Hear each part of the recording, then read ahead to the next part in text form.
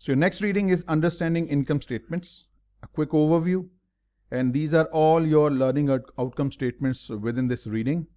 So we will go through each one of them one by one. Alright, the first LOS says, describe the components of income statement and alternative presentation formats of that statement. First of all, income statement is referred to as profit and loss account. That's the term we have been reading in our elementary accounting. It is also sometimes called statement of earnings, statement of operations, or simple profit and loss account. So we need to describe the components of income statement. These are the components of income statement. One by one. Revenues. Revenues is what firm receives by selling goods and services in its normal course of business. Just we call it sales as well. When you say net revenues, it means sales minus returns or allowance for returns. Fine. Expenses. These are spendings by the businesses, outflows of cash, reduction in the value of assets, incomes of liabilities in our normal course of business. Selling and administration expenses, repair and maintenance, advertisement, etc. There are so many long list of expenses. Then gains and losses. Now what's the difference between revenue and gain, expenses and losses? Revenue are central from ongoing operations, whereas gain are also in a way revenues, but they are not central. They are peripheral, or they arise from incidental transactions like gain on disposal, or maybe rent received on company's property that has been rented out. Likewise, expenses are recurring. We keep on incurring expenses, whereas losses, they are from those transactions that are peripheral or incidental. They're not from the main ongoing operations of the business. So that's the main difference between revenue and gains and expenses and losses. So when we say net income is the net of all these revenues minus ordinary expenses plus other incomes minus other expenses plus gains and minus losses. So this is a simplified version of your income statement. So what are the presentation formats? There are two presentation formats. One is the single step format. A single step format, as you can see, it just lists all the expenses in one go, all revenues grouped together, and all expenses grouped together. All revenues, all expenses, and net income can be calculated in just a single step. Well, looks good, simple, but unfortunately, this gives very little information for us, for accountants, for analysts to work or to analyze the company's performance. So this could be simpler, but it doesn't have much utility for us. So we have a multi-step format in which we calculate profits at different levels. We calculate our trading profit by deducting CGS from revenue. This gives us gross profit.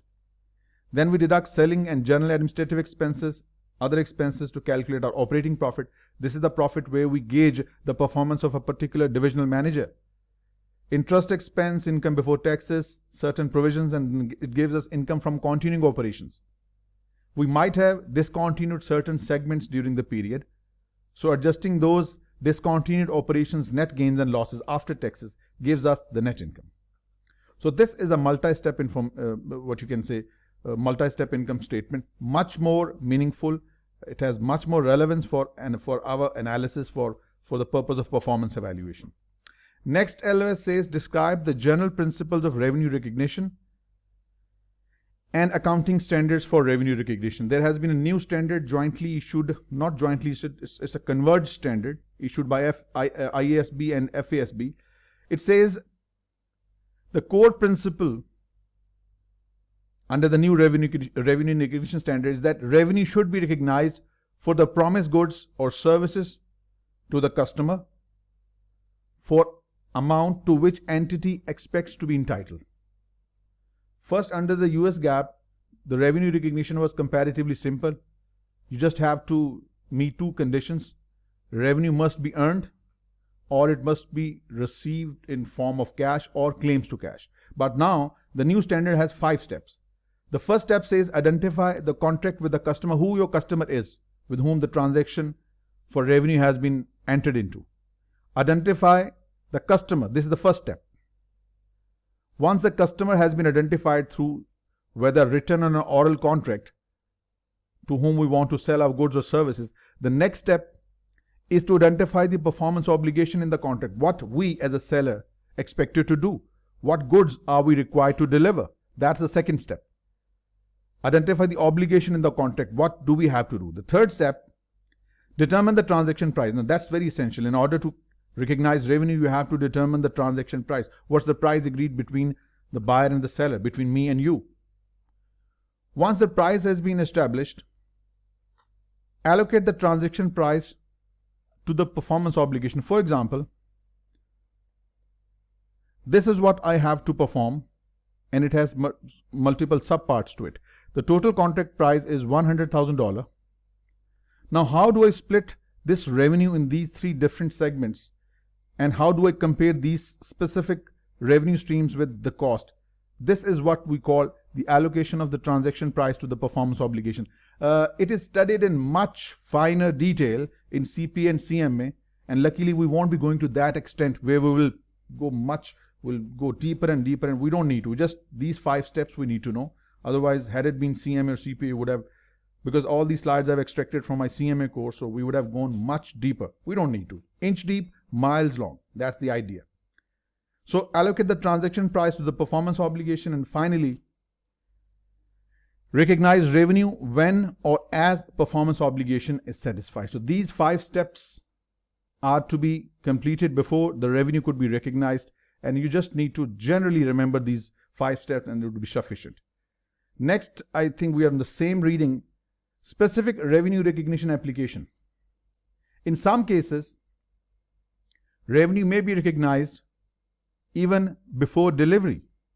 Like in mining industries, revenue can be recognized even you have just extracted the minerals from the earth's surface. You have just extracted the minerals and they haven't yet been finalized. Just extraction gives you the right, or what you can say, under the standard, you can recognize revenue. So even the revenue can be recognized before delivery. Of course, after delivery and during delivery, so different stages are to be met. Long-term construction contract. Long-term contracts mean certain projects which will take an extended period of time to complete. So how do we recognize revenue in such a situation where a project will take maybe 5 or 6 years? So what should we do? So under this, we have 2 methods under the US GAAP. One is the percentage of completion method, and other is the completed contract method. Remember, we are first discussing under the US GAAP. Under the percentage of completion method, let's say if in the first year we have completed 20% of the job, how do we calculate the percentage of completion? It is calculated by dividing the cost incurred so far divided by the total estimated cost. We will do it in our MCQs. So cost incurred so far divided by the estimated cost. This will give us the level of completion. To the extent we have completed the job, we can recognize revenues and profits accordingly. This is called the percentage of completion method. This is appropriate when the cost and revenues can be reliably estimated. So proportionally, we can calculate our profits as the work is performed. What about the completed contract? Under the completed contract, where we are unable to determine the overall contract cost, in such a situation, US GAAP allows you to use completed contract method. You have a 5 years project, year 1, 2, 3, 4. You will recognize revenue and profits only when the contract is completed. Remember, percentage of completion method is allowed under the IFRS. It is allowed under the US GAAP.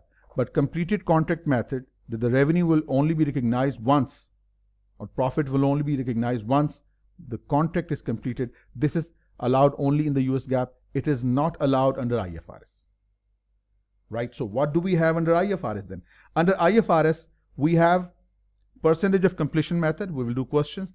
And the second is the cost recovery. In when you cannot, if the revenue cannot be ascertained or the cost cannot be ascertained, estimated cost. Let's say in the first year, if we have incurred $100,000 cost, the same amount can be recognized as revenue. Next year, we incurred $130,000 cost. $130,000 revenue can be considered. So under IFRS, we have this alternative treatment of construction contract, which for which the cost cannot be estimated. So whatever cost has been incurred, it can be the revenue equal to the cost incurred can be considered as the revenue for the period. Whenever a loss is anticipated, whether under the percentage of completion method, completed contract method, or under the IRS system where you can recognize revenue only to the extent of cost incurred, whenever the loss is expected, the whole loss is recognized in the same period when the expectation of loss is made. That's enough. Next, installment sales. Installment sales, when we have sold goods, but the recovery of cash will be spread over an extended period of time. So we have three alternative treatments. First is the normal revenue recognition. We just treat it as just like a normal revenue, debit our customer and credit sales, and then keep on receiving the amount by debiting bank and crediting the customer. You don't have to go for the debits and credit. That's what our job is as accountants, but you just have to see this application. So under normal revenue recognition, it is treated in the same way as the previous one. Installment method, this is the second alternative. Under the installment method, what we do, let's say we have sold goods to a customer on 3 years contract, and the overall gross profit on this sale has been determined 30% at the start of the contract. Let's say if we received first installment of $100,000, then what is the profit? 30% of the amount received. Next year, we received, let's say 70,000. Maybe the amount was not a single amount or a constant amount every year. So what would be the profit recognized next year? The overall profit is 30%. So 30% of the amount collected, 21,000. So under the installment method, the profit recognized is equal to the cash received multiplied by the profit percentage determined at the start of the contract. Then finally, the third is cost recovery. No profit is recognized until the cost is recovered. Let's say the asset we are discussing, let's say it has a cost of $210,000. We'll keep on collecting the money, debit cash, keep on collecting the money. Once the cost is recovered, any subsequent collection above 210 in the year 2 or 3 will be considered as a profit. This is called cost recovery method. Fine. Next, we are still on the same reading. Barter transaction. Barter transactions, as the term suggests, these are the transactions involving goods for goods, goods for services, services for service, services for goods. So no cash is involved, without involvement of cash. So what do we treat? How do we treat these under the US GAAP and IFRS? Under the US GAAP, revenue can be recognized. For example, we traded goods for about $100,000. This was the fair value of the goods traded. So revenue can be recognized for this amount only if the company has historically been entering into such transactions previously. Right? What about under IFRS? Same amount, same item, fair value is $100,000. So under IFRS, $100,000 revenue can be recognized if the same amount can be considered as revenue with other unrelated parties. So these are the two differences between IFRS and US GAAP. Then gross and net reporting of revenue. Revenue can be reported in two ways. One is gross, that is the normal balance, normal income statement. You have your sales given separately and cost of goods sold, sometimes called just cost of sales. They are given separately. So then you calculate your sales and cost of sales separate, then you calculate your gross profit. Gross revenue and cost of sales, that helps you calculate gross profit. Under net revenue approach, sales less cost, the net amount is reported. So where do we need to use the gross revenue reporting? It says the gross revenue reporting is required for a seller who is the primary obliger and bears inventory risk. He holds the inventory, he bears credit risk. And he's the one who selects his own sources of supplies, and he's the one who establishes his prices. So in this case, he will have to report under the gross revenue reporting system. Just brief over, you don't need to drill in finer details. Next, new revenue recognition standard, collectability related financial statement disclosure. Under the new revenue recognition standard, companies are required to report, since it has been issued conjointly by FASB and IASB. So under the new revenue recognition standard, companies are required to report different revenue contracts disaggregated into different categories. all contract related assets, that is receivables, contract related liability, that would be payable, must be reported separately. That's what is required under the new standard. Then we have next reading, calculate revenue given information that might influence the choice of revenue recognition method. First idea is the matching principle, revenue versus cost. Matching principle says that your revenue must be matched with the relevant cost. For example, if we have incurred costs in 2020 and revenues earned in 2020, the costs that fall within January 1st, 2020 to 31st of December 2020, if that's your financial year. So the revenues earned from these cutoff dates must be matched with the cost incurred within the cutoff date. Any cost paid for the next year or any cost paid now for the previous period must be separated. In other words, the prepayments and accrual must be adjusted in order to bring the relevant cost for the current period.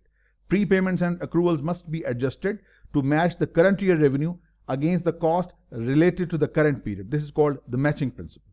Expense to generate revenue in the same period is matched against the revenue recognized.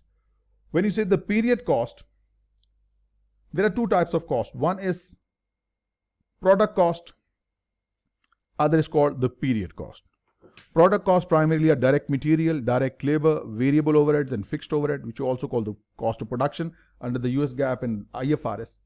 They are capitalized costs, become the cost of inventory. When you say the period cost, these are the costs that are incurred and considered as an expense for the period. They are dependent upon the time, but the product cost depend upon whether they are in the inventory or they have been sold out. The product cost, as long as the inventory is with you, it's an asset, current asset, reported in the current asset on the balance sheet. But when these items are sold, these items become CGS, cost of goods sold. So product cost is an asset as long as the inventory is with you. When the goods are sold, it becomes cost, called CGS. When you say period cost, these are the costs that are not capitalized. Rather, they are considered as an expense for the period and they are reported in your normal expenses, operating expenses, selling and administrative expenses, etc. These costs are called period costs. They are not directly related to your production. Next, implication for an analyst, for you people. Some firms resort to aggressive accounting, deliberately delaying expenses, like a certain production manager has been given a discretionary maintenance expense of $2 million. He deliberately delays spending this amount of money so as to reduce the expenses, delay the expenses and make profit look higher. Or recognizing revenue early through channel stuffing. So an analyst needs to be observant that the company might have employed aggressive accounting, deliberately delayed expenses like these, or might have recognized revenue too early. So in such a situation, the analyst should match with the industry peers what the industry competitors are doing. Look for the footnotes, what the company is doing. Next reading is describe general principle of expense recognition, specific expense recognition application and application of expense recognition choices for financial analysis. First of all, expenses by nature. When you name the expense, salary, advertisement, rent, insurance, repair and maintenance, so on and so forth, these are called expenses by nature for what they were incurred. When you say expenses by function, we classify them through selling expenses, administration expenses, cost of production, cost of goods sold. So aggregating expenses through function is called expense by function. Then the cost of long-lived asset must also be matched with the revenue. Let's say an asset that is expected to last 10 years. I cannot wait till 10 years before it goes to zero. I have to split its cost over its estimated life. I have to split its depreciable base over 10 years. I cannot wait till the end of 10 years when the asset goes bust and I incur $10 million loss at the end of the period. I need to split the depreciable base of the asset over its estimated useful life. This is what you call the matching concept. You have generated revenue over the 10 years. So this revenue must be matched with the consumption of the assets over the 10 years period. So depreciation is also as an expense. We have these things and we'll discuss them much more in detail in your long-lived assets. Tangible assets are depreciated.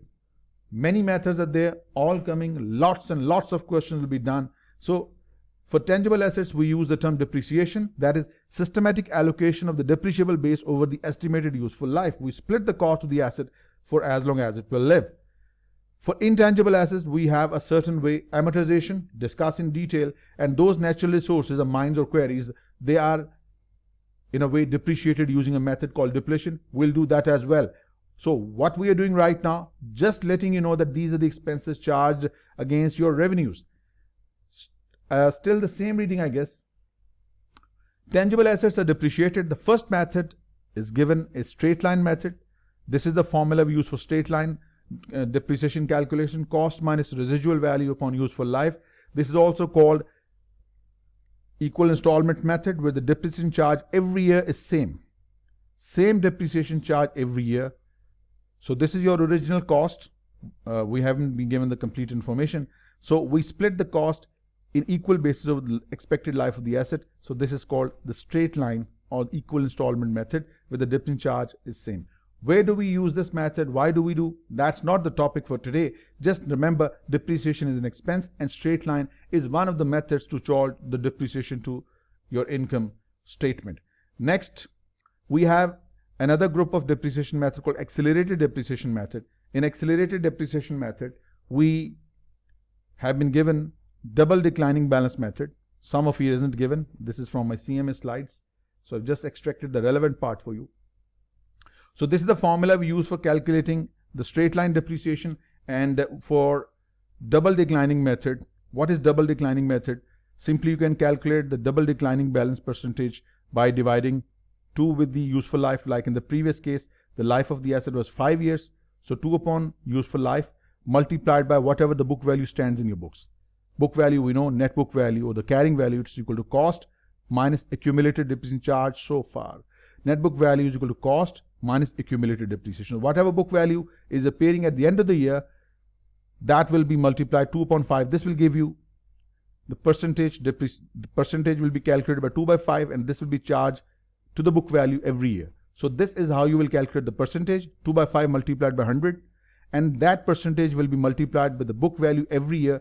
There are lots and lots of questions for double declining method, calculating depreciation for 3rd year or 5th year, all coming. Just remember, this is one of the ways to charge depreciation, double declining method. It's coming, all coming in your later slides. I mean your later readings.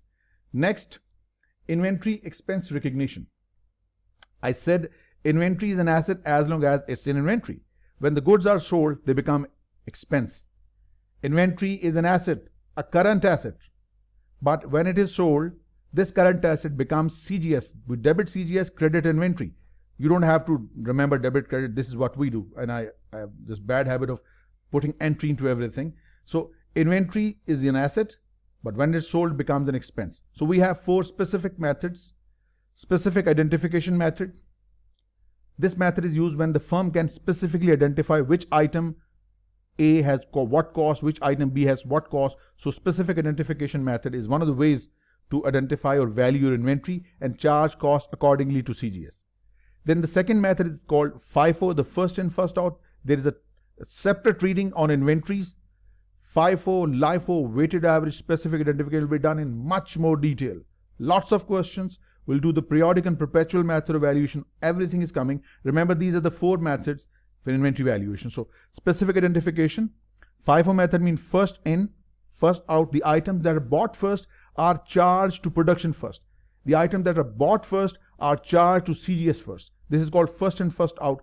It is allowed as per US GAAP, allowed as per IFRS, allowed as per US GAAP, allowed as per IFRS. But this method, LIFO, the last in, first out, the items that are received last are issued first to CGS, or the items that are received last are charged to production. This is only allowed under the US GAAP, and that's one of the differences between IFRS and US GAAP. And that will be discussed in detail in your inventories. And weighted average, when we calculate a single average rate to be applicable over the future periods for the cost and for the inventory valuation purposes. So these are the 4 specific inventory valuation methods which are coming your way as we proceed. We are still on the 4th reading, intangible assets. The assets that do not have the physical existence are called intangible assets, like patents, copyrights. We have the complete accounting coming for you. So intangible assets can be classified into 3 categories. Those with the limited life, those with unlimited life, And goodwill is treated as a separate intangible. Its accounting is totally different from other intangibles. So those intangibles that have finite life or limited life, they are amortized in exactly the same way we depreciate our long-lived assets. We'll discuss in detail. Those intangibles that have unlimited life, like patents that are renewable, have unlimited life, they are tested for impairment at least annually. How do we do it? All coming. And goodwill is the third type of intangible. And how do we test for impairment? It is tested for impairment at each reporting unit level. How, where, when, you will never know, because this is specifically related to financial accounting, and I haven't seen any question to that extent that requires you to calculate the goodwill impairment the way we do in professional accounting. So just you need to remember, these are the expenses to be charged against your revenues. We are discussing different types of expenses. So amortization of intangible with limited life, with unlimited life, impairment for goodwill, all these are expenses charged against the revenues. Then we have non-recurring items and changes in accounting standards. First, discontinued operations.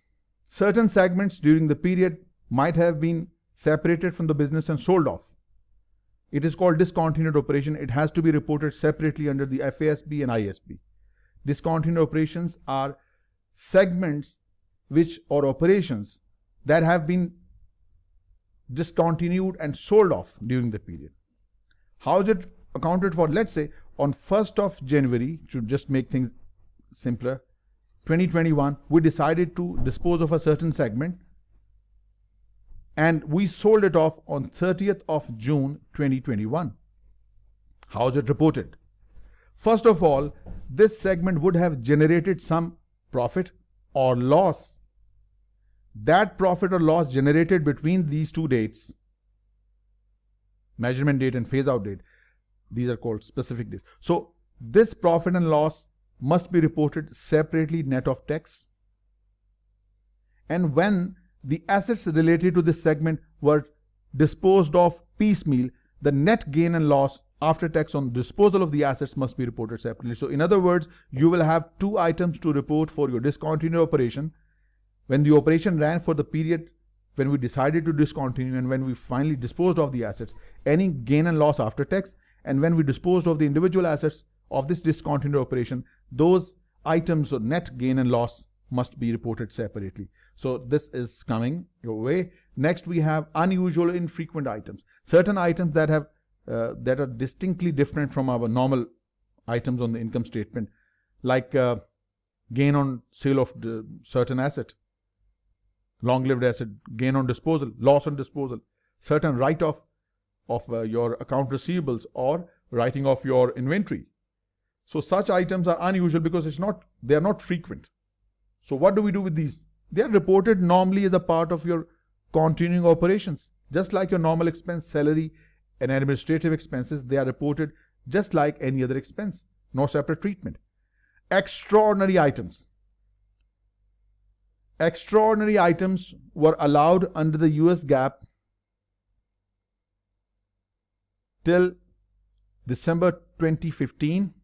After that, this item is now extraordinary items are not allowed under the US GAAP and they were not allowed under the IFRS previously. So in other words, extraordinary items are not allowed. So I won't discuss them further, otherwise they were much more in detail in our CMA financial reporting section. So we don't need to. Extraordinary items, what was the item that is called extraordinary? Item that is infrequent in occurrence and unusual. If they meet both of these criteria, infrequent and unusual, collectively it's called extraordinary item. Here we have unusual or infrequent, but the item that is infrequent and unusual, it is considered extraordinary item, so we just don't need to do it at all. Next, changes in accounting standards. When the accounting standards are revised, new accounting standards keep on coming, like revenue recognition has been replaced. There are many changes in the financial instruments. So revenue recognition standard has been revised, and then further updation and standards are keep on. So whenever there is change in accounting standard, how do we report it? Now, there are three things that need to be understood well. if there has been a change in accounting principle, change in accounting principle means we have switched from one US GAAP revenue recognition to another one, or one IFRS to another one. This is called change in accounting principle. From one US GAAP to another, one IFRS to another. In such a case, we have to apply this change retrospectively. Means if you have given 2020 financial statement under the old standard and 2021 under the new, you have to revise your prior year financial statement as if the new standard has been applicable from the beginning. So it means when the change in accounting principle is applied, it has to be applied retrospectively. The reported period, both of these reported results must be based upon the new standard, thereby making much easier for you people to analyze, because both are based on the new revenue recognition standard. So changes in accounting principle are to be applied retrospectively. The good thing for accountant is that, for analysts, is that both numbers are on the same basis, so analysis will become much more easier. Then we have changes in accounting estimates. These are applied prospectively. Let's say you had a 5% allowance for provisions for doubtful debts, but in 2021 you took it up to 7%. These are accounting estimates. Change in management judgments. It is applied prospectively. It is applied prospectively, which means your 2020 numbers and 2021 will be incompatible. So you may have to make adjustment to make them comparable for your analysis. And correction of prior period errors. If there is an error in the previous period that needs correction, it will again be done in a way that requires retrospective treatment. So both financial years will be on the equal basis. So the idea to remember, change in accounting principles, good for you as analysts. Correction of prior period error, good for you, because 2020, 21, they are the same, on the same basis. But this might require adjustment because the changes are applied prospectively. So prior year financial statements may have to be adjusted. Next, we have described the financial reporting treatment and analysis of non-recurring items. We have discussed this one previously. Then we have certain expense recognition. Return inwards, also called sales returns. Let's say we have $100,000. This number is being used repeatedly in all our examples. Let's say this is your revenue, and we expect that 2% of the sales might be returned. So $2,000, which there has been no return at all, a zero return. But since our experience tells us that 2% of our sales will return, so we will take an estimated allowance and we will deduct and report our revenue to be 98. This expense will be charged even there has been no sales return, just to apply the matching concept, because 2020 sale cannot be matched against the 2021 return inwards. So this is under the matching concept. Sales current year must be charged against, or must be adjusted against, the expected sales returns, even nothing has been returned by the customer. Same is true for allowance for doubtful debts. A customer, or let's say we have $150,000 of account receivables and we doubt that 2% might not pay. We charge this expense right now in the current year when the sale was made, not in the next period when the actual bad debt was incurred. Right? So return inwards estimated, bad debts estimated in order to match our current revenues versus current costs. Warranty liability also, if we have given warranty to our customers for a certain period. Like for example, when we sell goods for year 1, 2, 3, we provide 3% warranty in first year, 5% second year, 2% third year.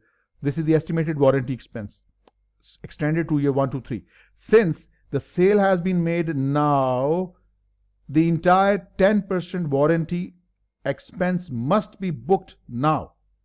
If the sale is in 2020, even the warranty expenses being paid in year 1, 2, 3, the whole of it must be charged now. That's the idea. Sales versus expected return inwards now. Account receivables versus expected doubtful debt now.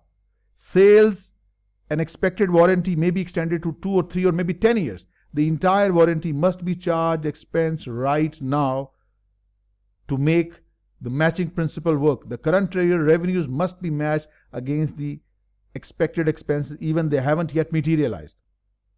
Keep that idea in mind. Then research and development cost.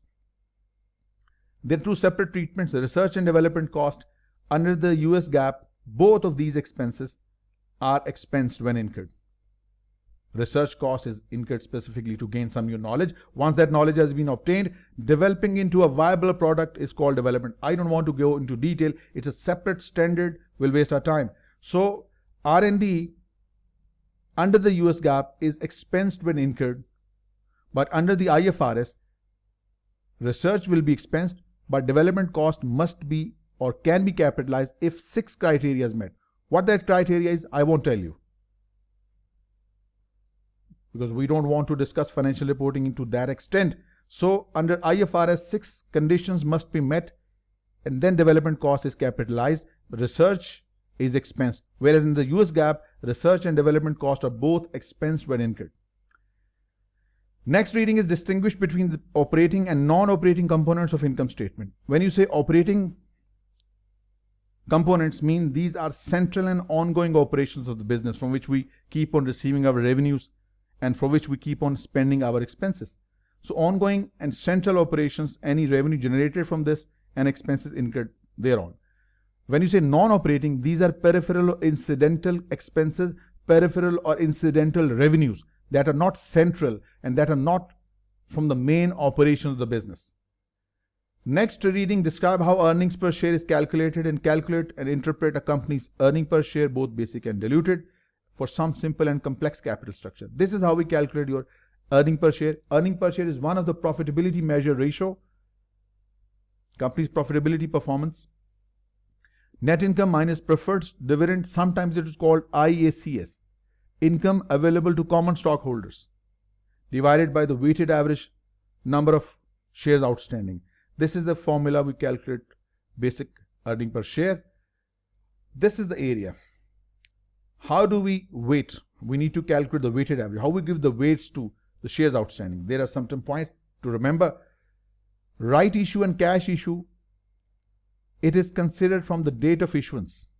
If I have issued right issue or cash issue, they are the similar. Cash issue, in fact, could be right issue. Right issue means that existing shareholders will have the right to purchase the share first. Then they will be offered to the general public.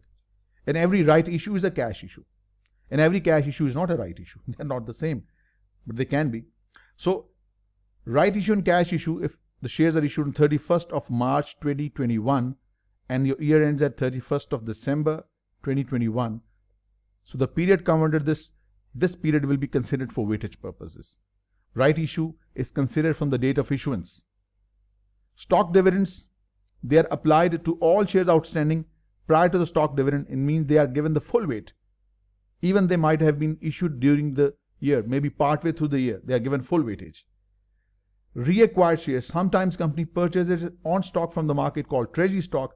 They are excluded from the computation from the date of reacquisition. If you acquired shares on 1st of July 2021, so your period will be considered only these 6 months.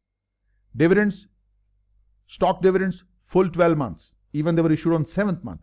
Right issue and cash issue, they are considered for the period for which they were issued from the date of issuance.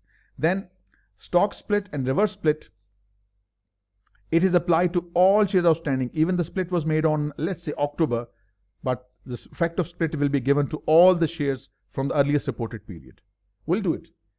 And then shares sold or issued in purchase of assets, they are treated same way as if they were a right issue or cash issue. All this is coming. This we won't do. This is from your CMA, not your CMA, my CMA.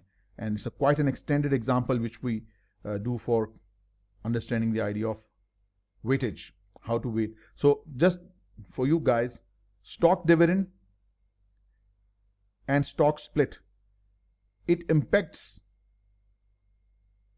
all the shares outstanding from the earliest reported period. Stock split, stock reverse split, stock dividend, they affect all the shares outstanding. We don't go into this. If we do, it'll take 30 more minutes and we don't have much time available. So distinguish between dilutive and anti-dilutive securities and describe the implication of each for the earnings per share calculations. When you say dilutive securities, these are stock options, warrants, convertible debt, convertible preferred stock. That would decrease your EPS if exercised or converted to common stock. These are called dilutive securities. Anti-dilutive would increase EPS if exercised or converted to common stock. So how do we calculate diluted earning per share? The starting would be the same. You will have your ISES called income available to common stockholders or attributable to common stockholders upon the weighted average number of shares. What are the necessary adjustments we may have to make? Let's say we have certain preferred stock that will be converted to common stock. So how many common stock will be converted into conversion from preferred stock to? That will be in the denominator. Since your preferred stock are now in the denominator, converted into common stock, you will save preferred stock dividend. That needs to be added in the numerator. Likewise, if we have convertible bonds, will be converted into share. This will be added in the denominator. Like we have 1,000 bonds, will be converted into 10,000 common stock. So this 10,000 will be reported in the numerator to be added for the diluted earning per share calculation. And the interest saved, since interest is a pre-tax item, dividend is a post-tax item, net income is a post-tax item. So this interest saved will have to be converted into post-tax basis by multiplying it with 1 minus tax. Whenever you multiply an item of revenue or income with 1 minus tax rate, that converts the item into post-tax situation. So post-tax interest saving.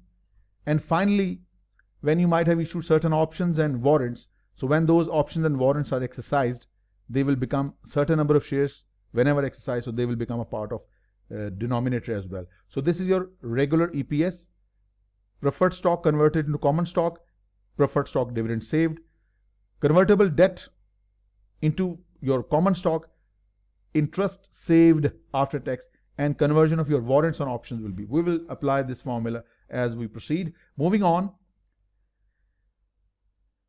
This is how do we calculate, let's say if we have to calculate the shares issuable from stock options. So this is what we can do. Quick way to calculate the net increase in common shares for options and warrants. Let's say we have some numbers given. Average market price over the year is AMP, that is 20. Exercise price is 15. And number of common shares that the options and warrants can be converted into is 100,000. So if you just plug in these numbers, so this would be the result which you will add to the denominator of your EPS calculation.